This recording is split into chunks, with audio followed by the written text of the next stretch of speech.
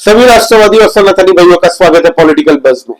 दोस्तों, आज हम बात करेंगे वक्फ बिल के बारे में। वक्फ बिल जैसे ही लोकसभा और राज्यसभा में पास हुआ है दोस्तों, उसके बाद में हमने देखा कि वक्फ बिल के नाम पे कई प्रोटेस्ट चालू हो चुके थे भारत के कुछ कुछ इलाकों में। वेस्ट बंगाल के अंदर में तो हमने देखा किस तरीके से हिंसा फैलाई गई सिर्फ वक्फ बिल को एक मोहरा बना के, एक वक्फ बिल का नाम पे। दोस्तों, इन लोगों ने हिंदुओं के ऊपर में अत्याचार किस तरीके से किया। हालांकि लोकसभा और राज्यसभा में जैसे ही वक्फ बिल पास होता है दोस्तों, कई लोगों ने सुप्रीम कोर्ट के अंदर में पेटिशंस फाइल की थी कि वक्फ अमेंडमेंट बिल को खारिज कर दिया जाए, हम इससे टोटली खिलाफ है। तो आज सुप्रीम कोर्ट के अंदर में सुनवाई होनी थी और सुनवाई हुई भी। अब वक्फ बिल के खिलाफ में जो लोग खड़े थे दोस्तों, उनकी तरफ से वकील थे कपिल सिब्बल सिंघवी जी, अभिषेक मनु सिंघवी। तो ये लोग हमेशा पहुंच जाते हैं दोस्तों। ऐसे कई मुद्दे हैं भारत के अंदर में जो हमेशा से ये लोग उनकी ही तरफ से वकील बन के आते हैं, और महंगे वकील हैं भाई। श्री राम जन्मभूमि के खिलाफ भी जो वकील खड़े थे दोस्तों, श्री राम जन्मभूमि के मंदिर के खिलाफ में, वो भी कपिल सिब्बल ही थे उस वक्त में। तो राज्यसभा के अंदर में जब ये भाषण दे रहे थे ना वक्फ बिल की, जब चर्चा हो रही थी कपिल सिब्बल, तब भी वैसा ही लग रहा था। तभी पता लग गया था और लग भी रहा था उनकी बातों से कि वो वहां पे बिल पे चर्चा करने कम अपने क्लाइंट ढूंढने गए। बहुत महंगे वकील है भाई। तो आज उनकी तरफ से कपिल सिब्बल थे, अभिषेक मनु सिंघवी थे, और जो बेंच थी जजों की दोस्तों, उसमें सीजेआई संजीव खन्ना जी थे दोस्तों, संजय कुमार जी थे, जस्टिस संजय कुमार जी, और जस्टिस केवी विश्वनाथन जी के नेतृत्व में दोस्तों 3 जजों का पैनल था। अब सुनवाई स्टार्ट होती है दोस्तों। तो शुरुआत में बातें उठी कि वक्फ अमेंडमेंट बिल अपने आप में अनकॉन्स्टिट्यूशनल है दोस्तों, ये एक तरीके का काला कानून है, मुसलमानों के खिलाफ है। ये सब लेके ये लोग कपिल सिब्बल और अभिषेक मनु सिंघवी चालू हो चुके थे कोर्ट के अंदर में। तो स्टार्टिंग में ही सुप्रीम कोर्ट के जज के पैनलों ने कहा कि 1 मिनट, वक्फ अमेंडमेंट बिल को अगर खारिज करने की आप लोग मांग उठा रहे हैं तो ये मांग हम सुनने वाले हैं ही नहीं। आप लोगों की इतनी सारी पेटिशंस हैं, तो एक काम कीजिए, आप लोग को अगर जाना है तो हाई कोर्ट चले जाइए, आप अपने पेटिशंस लेके वहां पे चुनाव, मतलब वहां पे लड़ते रहिए।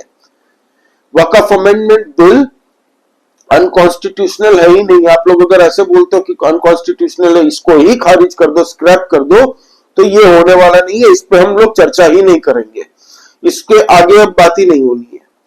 हाँ, इसके अंदर में जो पॉइंटर्स हैं कि इतने सारे संशोधन किए हैं जो वक्फ अमेंडमेंट बिल के अंदर में, उस पर चर्चा हो सकती है, क्योंकि ये डिटेल्ड पूरी लोकसभा राज्यसभा अंदर में चर्चा हुई है भाई। चर्चा होने के बाद में तो उस पर चर्चा होनी है, तो हो सकती है। अब इस पर कई मुद्दों पर चर्चा हुई है दोस्तों, जहां पे सुप्रीम कोर्ट ने सख्ती के साथ में सेंट्रल गवर्नमेंट को भी कुछ सवाल पूछे हैं और उन्हें 2 हफ्ते का टाइम दिया है कि आप इस पर जवाब दीजिए। कल भी सुनवाई होनी है कोर्ट के अंदर में दोस्तों, सुप्रीम कोर्ट में, इसके ऊपर में। तो जो दलील कपिल सिब्बल दे रहे थे भाई साहब कि ये अनुच्छेद 26 के अगेंस्ट में है दोस्तों ये वक्फ बिल अपने आप में, और ये उल्लंघन है एक तरीके का।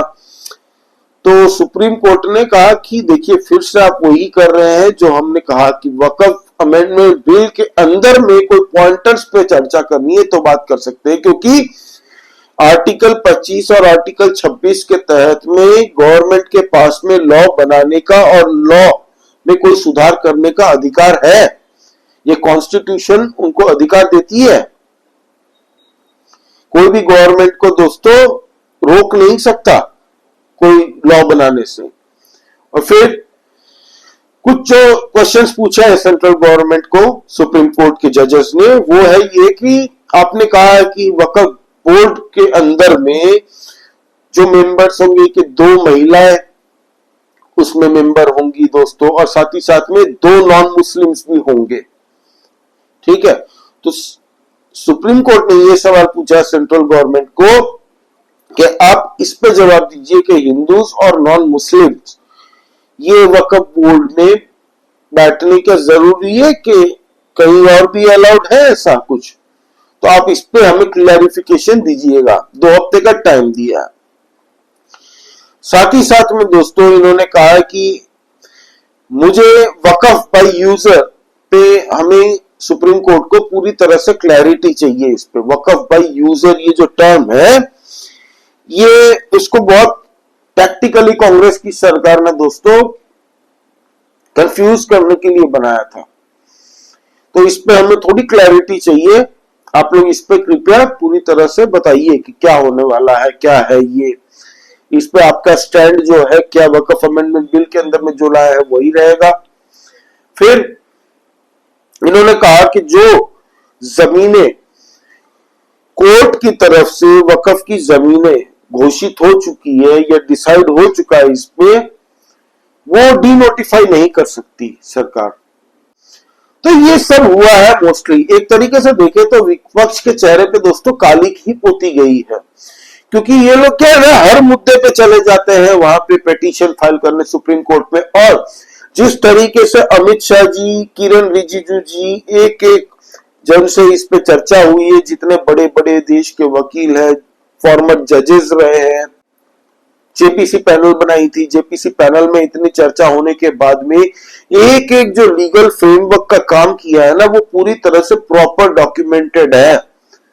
आर्टिकल 370 के भी कई लोग सुप्रीम कोर्ट भी गए थे दोस्तों, वहां भी चैलेंज नहीं कर पाए थे, आपको पता है।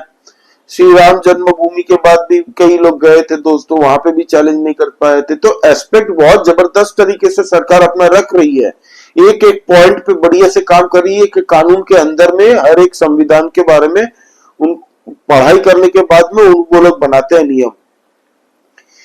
अब तभी ना सुप्रीम लोकसभा राज्यसभा के अंदर में अमित शाह जी ने कहा था कि आपको अगर दिक्कत हो तो आप चले जाइए कोर्ट में, सुप्रीम कोर्ट जाइए, आप वहां पे आवेदन डाल सकते हैं अगर आपको कोई दिक्कत है तो।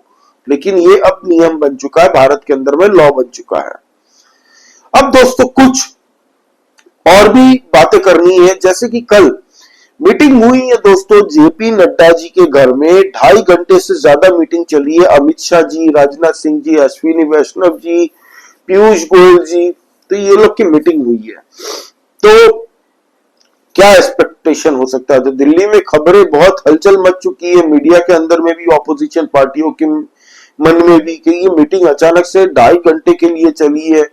और पैरेलली हम देखें तो कल नरेंद्र मोदी जी और द्रौपदी मुर्मू जी की भी 1 घंटे से थोड़ी ऊपर, 1 घंटे से थोड़ा ऊपर मीटिंग हुई है। President of India Droupadi Murmu ji के घर में नरेंद्र मोदी जी मुलाकात करने गए थे। तो क्या चर्चा हुई है, स्पेशली जब 2-3 दिन पहले ही नरेंद्र मोदी जी से द्रौपदी मुर्मू जी की मीटिंग हुई थी। अब दोस्तों कई कयास लगाया जा रहा है, हालांकि मुझे जो लग रहा है दोस्तों, मैंने अपनी पुरानी वीडियो सुबह आज मैंने जो वीडियो पोस्ट की थी उसमें बता दिया था, फिर भी बता देता हूं। भाजपा के अंदर में अभी रीशफलिंग होनी है दोस्तों, कई मिनिस्टरों को निकाल के नए मिनिस्टर्स लाए जाएंगे, डिपार्टमेंट्स इंटरचेंज हो सकते हैं, प्लस भाजपा के प्रेसिडेंट का चुनाव भी, मतलब किनको चुना जाएगा वो भी, उस पर भी डिसीजन होना है। और साथ ही साथ में जो प्रेसिडेंट ऑफ इंडिया के साथ में जो मुलाकात हुई है नरेंद्र मोदी जी की, उन पे भी चर्चा होगी कि जो कुछ दिन पहले सुप्रीम कोर्ट ने एक बयान दिया था कि प्रेसिडेंट ऑफ इंडिया को भी जवाब देना है। तो भाई प्रेसिडेंट ऑफ इंडिया से बड़ा कोई नहीं है, प्रेसिडेंट का order is the ultimate order, उनके ऊपर में कोई ऑर्डर नहीं है, किसी का पद उतना बड़ा नहीं है भारत के अंदर में ही, विश्व में भी ये माना जाता है, ठीक है, प्रेसिडेंट ऑर्डर सबसे ऊपर होता है। उस पर चर्चा हुई और कुछ मुद्दे और होंगे दोस्तों, मुझे लगता है ना बांग्लादेश के ऊपर में चर्चा हुई होगी, ठीक है, प्लस बिहार के अंदर में भी आने वाले टाइम में चुनाव है तो उसको लेके भी स्ट्रेटेजी हुई होगी। और साथ ही साथ में बंगाल के अंदर में जो अभी हिंसा हुई है उस पे क्या करना है, उस पे मोस्टली फोकस्ड रहे होंगे, ये सब चर्चा ही हो सकती है। और बाकी भाजपा क्या करती है ये वैसे किसी को पता चलता नहीं है, जट से सब अपने अपने हिसाब से अनुमान लगा रहे हैं, लेकिन मोस्टली ये 3-4 फैक्टर्स ही हैं जिसपे चर्चा हुई होगी।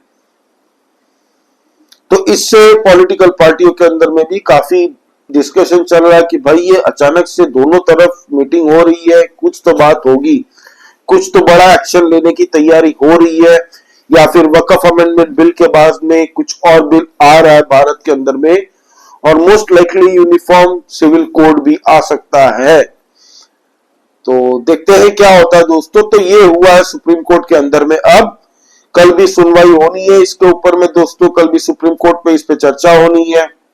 हालांकि विपक्ष की तरफ से ये जो सिब्बल और संघवी है पूरी कोशिश कर रहे हैं कि भाई इस बिल को हम लोग कैसे भी करके खारिज कर दें या फिर थोड़ा पोस्टपोन करने की कोशिश करें, लेकिन ये होने वाला नहीं है। वक्फ बिल जिस तरीके से पास हुआ है पार्लियामेंट के अंदर में वही होगा। एक दो पॉइंटर्स पे सरकार से सवाल पूछे हैं सुप्रीम कोर्ट ने, सरकार जवाब अपना देगी, उसके बाद में ये चलते रहेगा थोड़ा और टाइम के लिए, है ना।